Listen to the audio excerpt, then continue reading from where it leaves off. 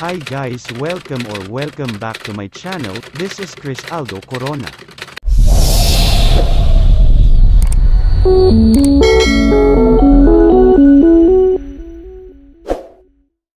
Ang tatalakayin natin ngayon ay tungkol sa duhat.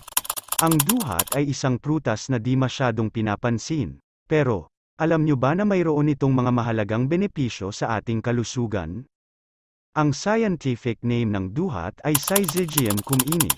Ibang katawagan, lamboy sa Bisaya, duhat sa Tagalog, Java plum sa English.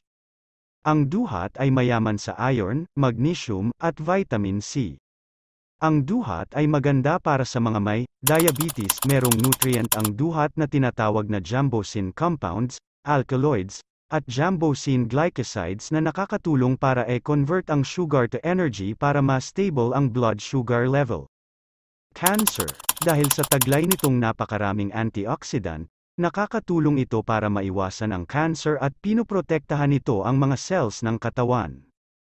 Heart problems, high blood pressure, stroke. Dahil sa mataas na potassium na taglay nito, pinoprotektahan nito ang puso sa anumang sakit.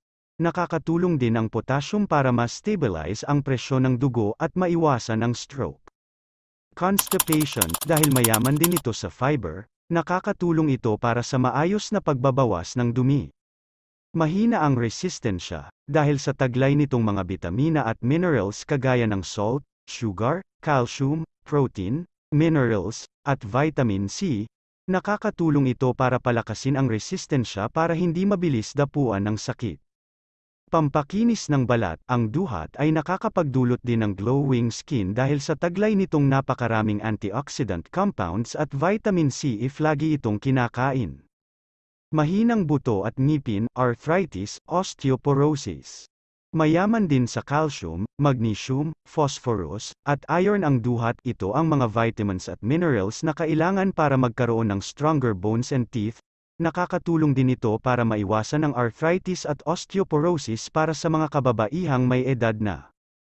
Lack of red blood cell, anemia. Ang duhat ay abundant sa iron, isang vitamin na kailangan ng katawan para makagawa ng red blood cells. Walang gana kumain. Ang sariwang duhat ay nakakatulong para maibalik ang gana sa pagkain ng mga bata, pati na rin sa mga may edad na. Kumain ng mga 50 grams ng fresh na duhat mixed with sugar water or honey. Pagkatapos niyan, magiging komportable na ang iyong bituka at manunumbalik ang gana sa pagkain mo. Ubo na matagal na pero di pera nawawala, asthma. Kumain lang ng duhat regularly as a home remedy, headache. Kumain ng sariwang foods ng duhat para maibsan ang pananakit ng ulo. Lymphatic disorders. Kung hindi gumagana ng maayos ang ating spleen, magreresulta ito ng pamamaga. Ang mga sintomas nito ay ang pagkirot ng iyong atay, abdominal discomfort, walang gana kumain, mabilisang pagbawas ng timbang.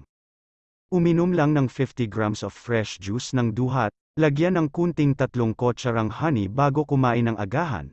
Nakakatulong ito para mawala ang pananakit at pamamaga ng apdo at nakaka-neutralize ito ng hormone para gumana ulit ng maayos ang apdo.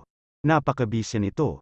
At kung nagustuhan nyo ang video na ito, please like, comment, share, and click muna din ang subscribe button para updated ka sa akin pang i-upload na mga video.